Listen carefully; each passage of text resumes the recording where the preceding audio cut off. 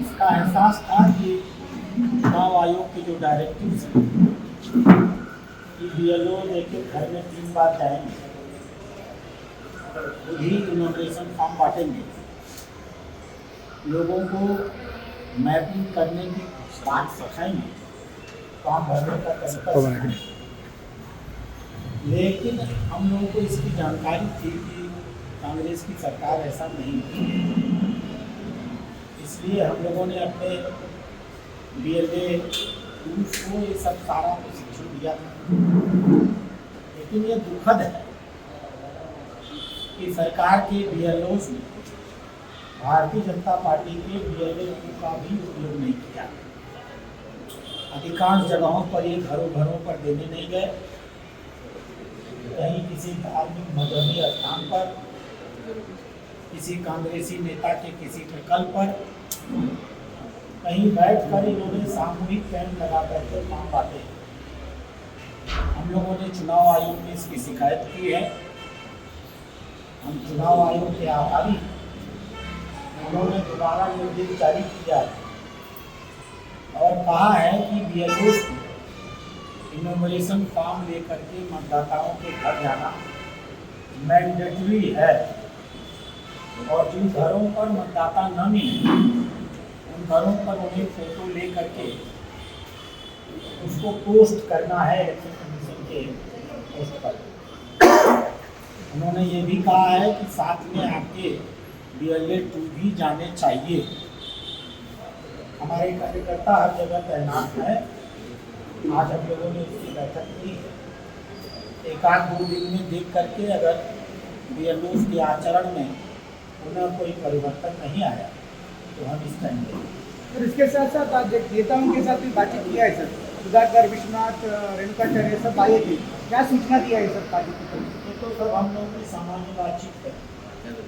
हमारे जिलाध्यक्ष हैं, हमारे वरिष्ठ नेता हैं, सांसद हैं, विधायक हैं। जब हम लोग आते हैं तो आते ही हैं और अपनी अपनी बातें कहते हैं। बहुत सारी बातें हुई हैं, ये मीडिया का विषय नहीं होता। सर उसके साथ साथ मंगलूर में समग्र संघ परिवार के कार्यकर्ता ने एक पोस्ट सोशल मीडिया में पोस्ट भी किया और ट्वीट में भी ट्वीट भी किया है। वो बोल रहा है बीजेपी ने शरद मणिवाला केस हिंदू कार्यकर्ता का जो केस में वो फंसे उन लोगों को नहीं मदद कर रहे बोलते। कर्नाटक का होम मिनिस्टर प्रियांक खड़गे ने भी बात किया, उसके ऊपर वो बोला है कि वे बीजेपी वाले ने सिर्फ चुनाव के लिए कार्यकर्ता को इस्तेमाल कर रहे हैं, ये दिखता है बोलते। आप क्या कहना है सर?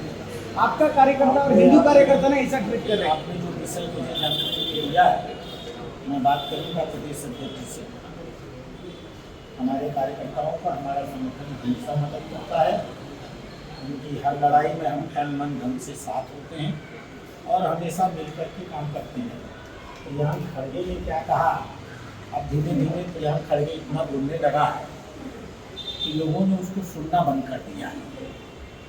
उसको तो ये भी नहीं पता है कि महिलाएं जो मस्तक पे कुमकुम लगाती हैं वो केसर से नहीं बल्कि हल्दी और चूने से बनता है। वो अति बुद्धिमान आदमी कहता है कि ये कुमकुम का केसर मुस्लिम देशों से आता है, इसलिए हिंदू लगाना बंद कर दे। तो ऐसा विकसित दिमाग का अर्ध बुद्धि का व्यक्ति अगर कुछ कह रहा है तो उसके संज्ञान को न तो हम लोग संज्ञान में लेते हैं, न कर्नाटक के लोग संज्ञान में। ग्रासरूट हुआ है सर, इसमें एक्शन क्या है और कब होगा सर? क्या मालूम है इसका? उसकी प्रक्रिया चल रही है। जो ही हम लोग कंफर्म हो जाएंगे कि किसने किसने क्या किया है, हम लोग मानते हैं कि हमारे 4 लोगों ने किया है। जो ही हमें परिस्थिति कंफर्मेशन मिलेगी, हम एक अनुशासन में विश्वास रखने वाले संगठन जो उचित होगा हम करेंगे। अभी तक बीजेपी जेडीएस के बीच में कोऑर्डिनेशन कमेटी नहीं हुआ सर, क्यों सर? कोऑर्डिनेशन कमेटी तो एक शरीर होता है, हमारी उनकी तो लगातार बातचीत और हम लगातार उनके संपर्क में रहते हैं, हर चुनाव में रहते हैं, चुनाव न हो तो भी रहते हैं।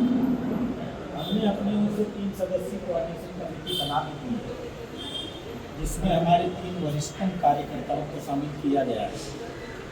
माननीय प्रदेश अध्यक्ष जितेंद्र भरपा जी, माननीय leader of opposition R Ashok ji और हमारे केंद्रीय कैबिनेट मंत्री माननीय प्रहलाद जोशी जी।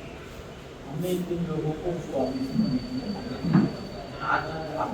लोगों से बात किया, उन लोगों को नोटिस वगैरह कुछ देने का? नोटिस देने जैसी बात होती है तो देते हैं। अब अनावश्यक हम अपने सांसदों और विधायकों को बिना कुछ किए नोटिस नहीं दिया, ये भी तो उचित नहीं। फिर उसके साथ साथ बाई इलेक्शन भी आ रहे हैं सर, हिरियूर